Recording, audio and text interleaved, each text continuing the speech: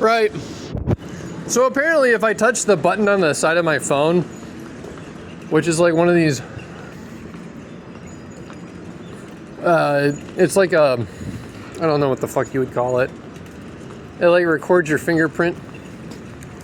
Then it'll turn the YouTube video off. But, I don't know. One store, that's closed. All of that is closed. The Tenderloin is essentially like either bars or hotels, and the hotels are like SRO housing. They're like hotels that used to exist and then now are like for the poor. Which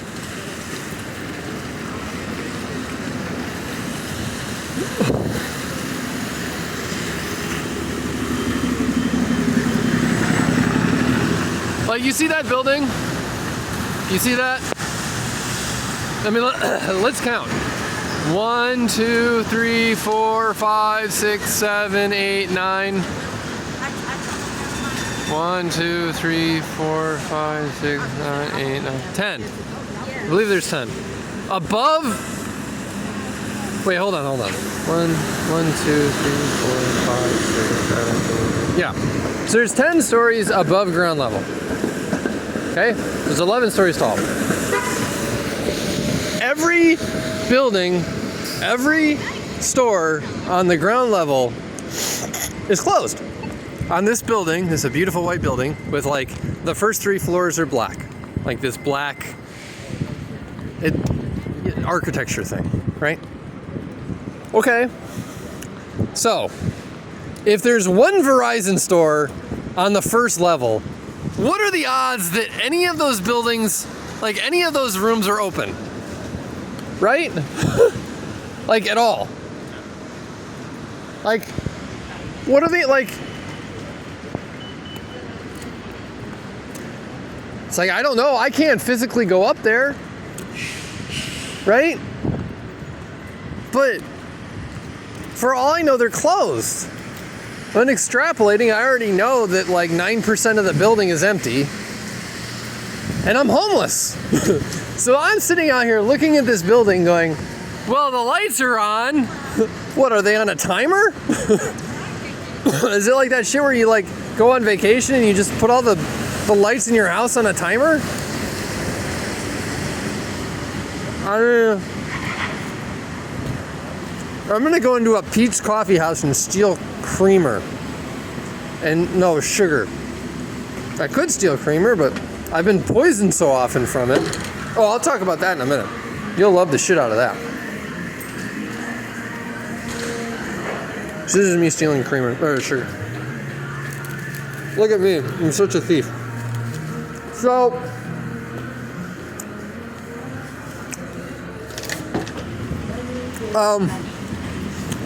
So at this Pete's Coffee House, the one down there, I was poisoned. And I found out how it works. This is true. So if I jerk off, and I'm 38 years old, I jerk off, I quite enjoy it. It's one of my few vices, if you could call it that. So if I masturbate,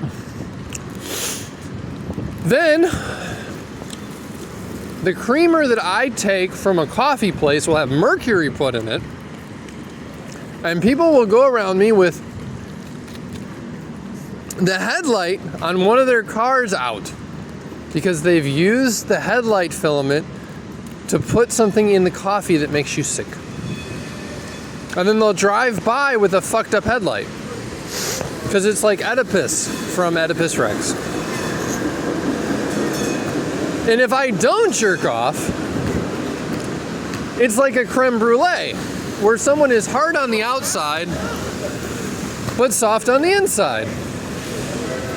But like creamer that has poison on it is someone who's soft on the outside and then hard on the inside. And it's a joke about whether or not someone's personality versus their internal state, and then like a joke about hardness. Okay, so there's a GNC Fitness, a coffee place, and a FedEx. And then how much of that store is empty?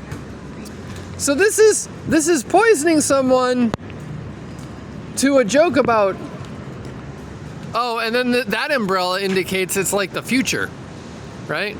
So they've been doing this shit where they'll just like indicate shit based on like clothing.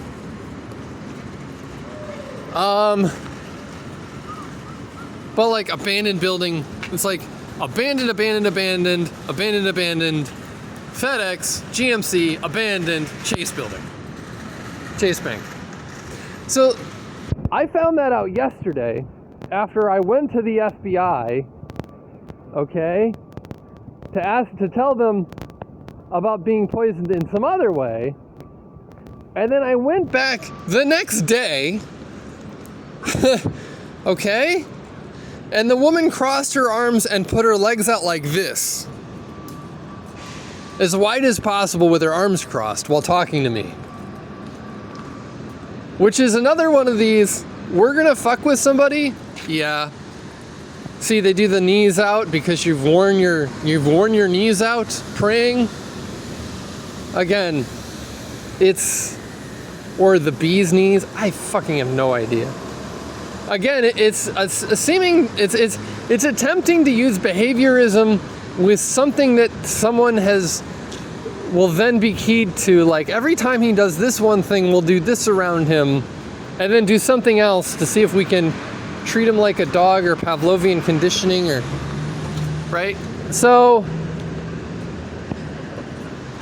yeah. So where was I? Oh yeah. So I went to the FBI and they did right, and then they did the arms cross thing. Right.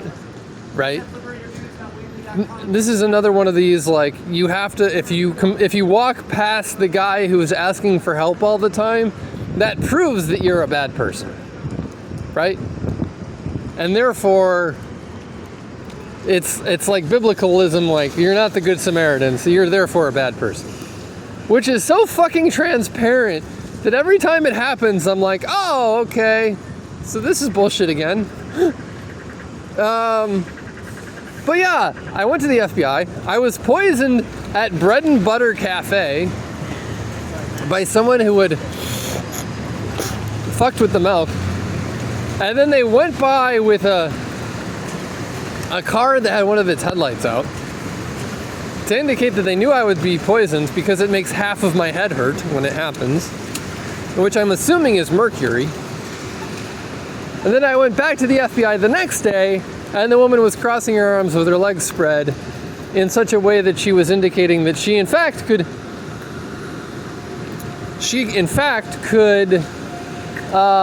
use body language that was not specifically from the tarot cards, while not helping me in any way. Not like, yeah, this is an enormous scam. There's these, everyone here is fucking bonkers. It's like, yeah, cool. How do I get away from that? I don't know. Because see, what I would do would be like, yeah, dude, you're being fucked with by people who are into the tarot, or just generally by this asshole over here, and this is what's happening, and here's how to fix it. That's what I would do, because I'm not an asshole.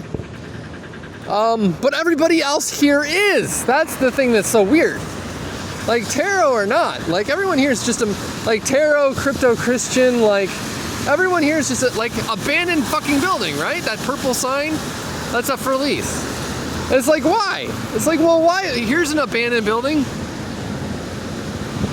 And it's like, you must be a preacher. No. No, religion is the biggest problem. That's abandoned.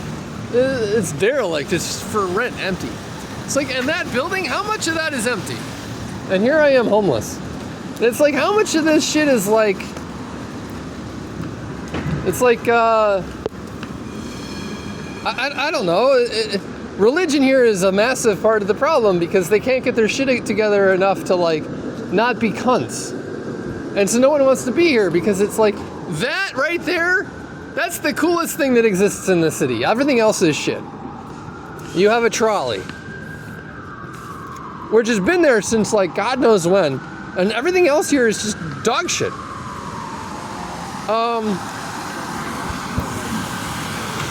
I'm eating again. So, camera. So it's just like, okay, well,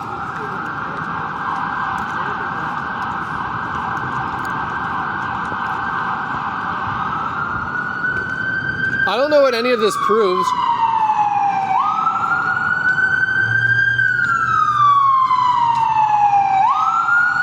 No.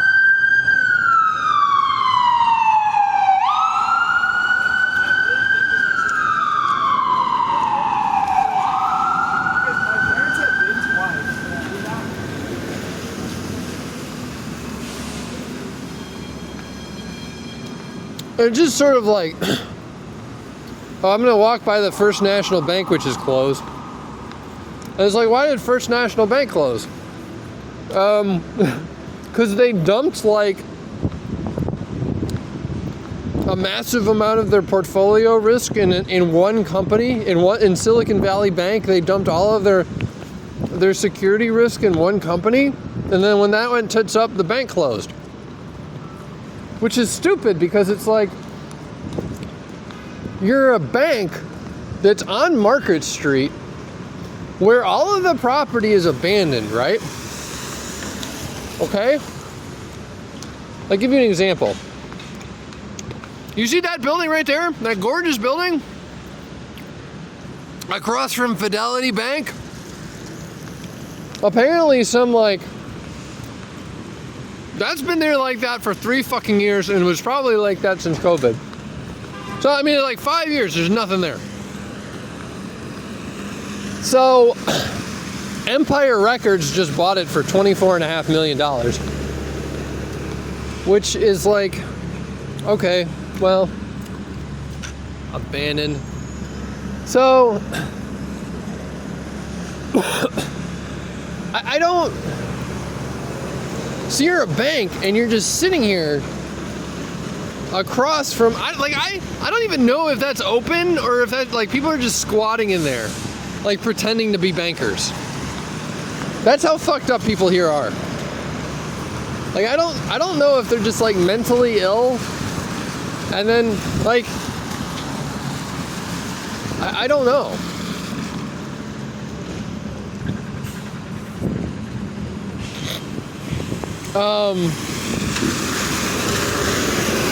So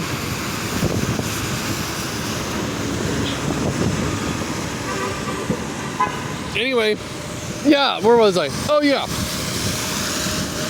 Well, first of all, I'm fucking freezing, so I'm gonna go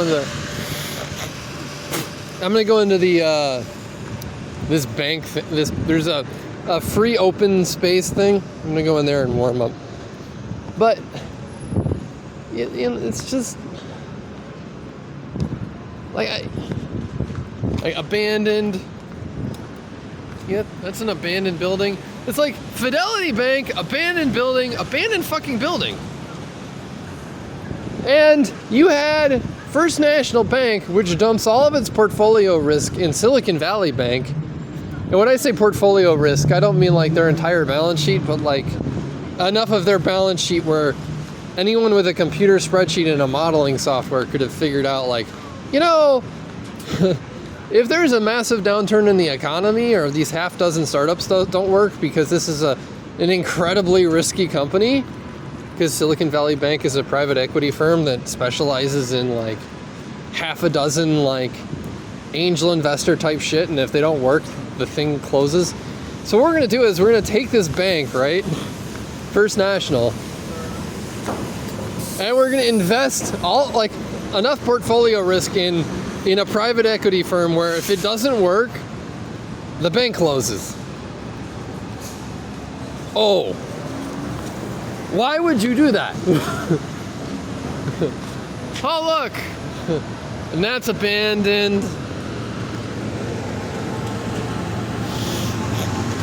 And you know, it's just like, you're dumb fucks. Like, running a bank isn't hard. I mean, okay, I take it back. Execution-wise, it can be incredibly difficult because there's like, not only is there like social engineering type shit you have to do with like making everybody happy and compensation and getting all the people to work right and compliance and all of that, but like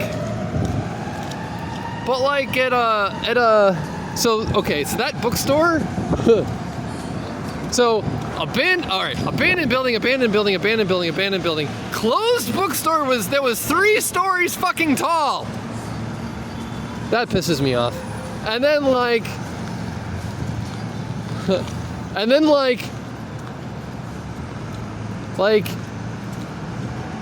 what is this?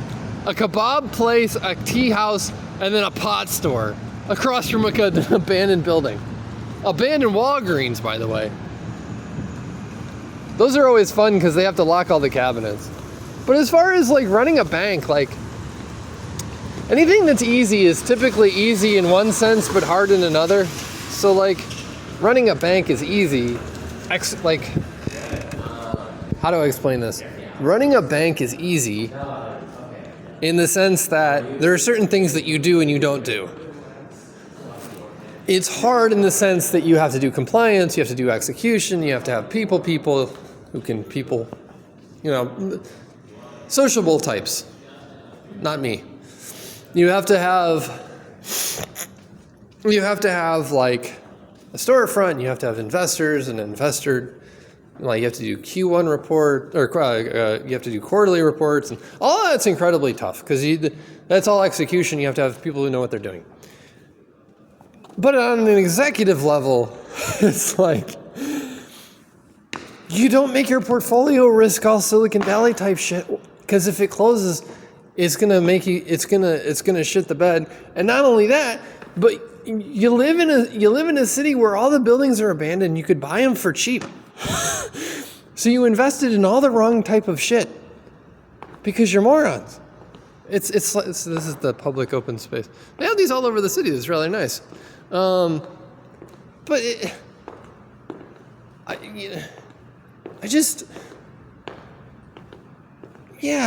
don't understand why First National closed. I have no idea. It's like, if you were going to have all these abandoned buildings on the first floor that were ground level, you could put anything there. Like at some point, it's like, well, you could rezone them for housing. You could put in gas stations there. Like, you could put in an electric charging station for electric cars and just make one of the stores a giant battery place. And then have electric cars go up and down Market Street. It's like, well, and then sell candy out the side of it. It's like, well, it's not all that interesting. It's like, well, compared to nothing, you could put you could put a house there. You could have somebody's house just be on Market Street and sell it for $25 million. You could have a bodega there. You could have a bookstore there, which I would like. You could do anything. And instead, what they have is they have a candy store that couldn't make any money, that's the size of a Taj Mahal, that someone shot the windows out with a .45. It's just... I figure that someone who has like several $1 billion has just decided to buy the entire city and then just fuck with people for the hell of it. Anyway, I'm going to sit here for a minute, take a shit, and then walk back to the hostel. Or shelter, excuse me.